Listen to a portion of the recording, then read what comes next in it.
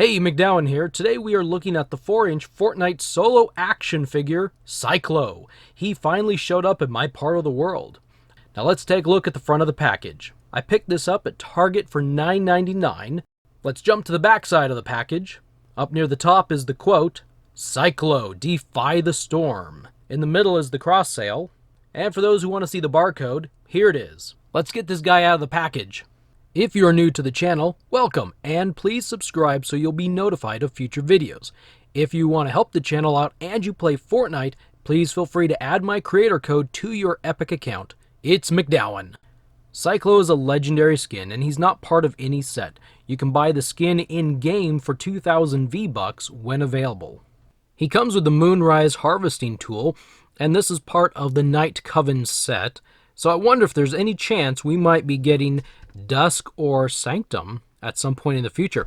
This harvesting tool, the design looks really cool. We've got the kind of the darker purple there, silver blade, and kind of the violet looking color there. Yeah, this is pretty cool. I like the looks of this a lot.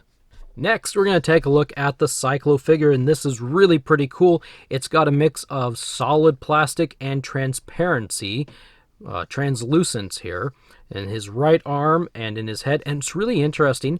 His joint here is translucent right through there, but there's nothing translucent. So I'm wondering if there's a chance parts of this is molded in the translucent purple color and's been painted over, because that's kind of odd to have a translucent joint, but nothing on the arm is translucent. That's kind of interesting. This figure is crazy awesome. Look at this thing. He has got little doodads and doohickeys and pieces, and this is really cool looking. He's got all these little pipes sticking up all over the place. Now, if I have to say one thing, the weak points just might be these. These are pretty soft plastic, soft rubber. They're all over him. These are a little bit tougher rubber that are on his arms and legs.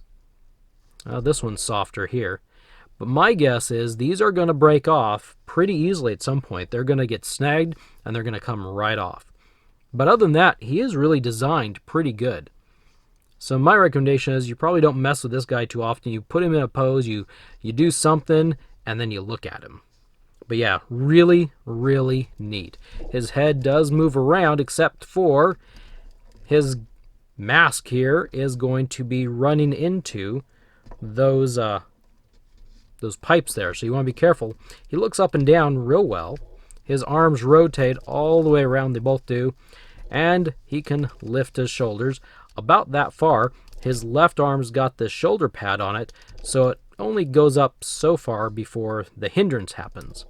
The elbows rotate. There is a hinge at the elbow, not fully 90 degree, but he is what he is. His wrists rotate and have a horizontal hinge. Works really pretty good. He's got this lovely, nice torso wiggle. And his waist will, oh, look at that. We already snapped something off there by rotating him around. My finger hit it. It didn't really break off. It's a piece that was probably glued in there, and maybe actually not glued in there very well. So I'll probably put just a little bit of Gorilla Glue or something, and then push that back in. But there you go. Just moving things around, you can bump some stuff off pretty easily.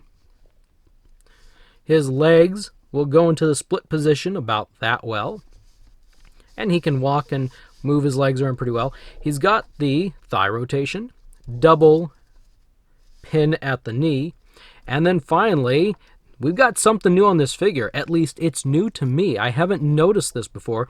This is going to make me go back and look at a lot of recent figures. This figure has a new ankle joint. It does rotate like it usually does, and it does hinge back and forth like they've always done. But I'm going to use a harvesting tool. There is now a connection up in the calf. This is a ball joint, and you can rotate it. It's kind of difficult, but if you see right here where that hinge is, you can get it to, if you do it right, you can get it to rotate. I've gotten it to rotate a couple times. It's really, really difficult. Let's try this side here. I got it to rotate by having the ankle down. Anyway, there you go. You can see here, if you can see, this is straight down. It is now off to the center just a little bit. And so you now have a slightly off center foot. So there is now, now it's really, now you can see how it's really rotated off to the side. So there is a joint up here. There's a ball joint that will rotate around. So there is the possibility of getting the ankles slightly off, so when you bend them back and forth, they do something weird. Oh, this one rotated finally too. So, there. So, doing this straight up and down like that, you can see the feet are now pointed inwards instead of straight up and down. But you can do some little maneuvering. You can get like a pair of pliers or something and rotate them around a little bit. Oh, that worked. I pushed it up and did this, and that's rotating them. So now they're kind of all off and goofy, and probably won't be able to get this guy to stand very well. Have to pose him now or something. But that allows for some extra posability. Probably poses he wasn't able to do before. Something like that, maybe? I don't know, we couldn't get the figures to pose quite like this before. So that's kind of neat. Some new posability, some new articulation in the figures. And I hope that's something going forward. Like I said, I'm going to have to take a look at some of the more recent figures to see if they've got this and somehow that I've missed it. I'm going to give him the harvesting tool here real quick. Hook it right there into his hand. And, yep, already lost the side again. We'll set it off to the side.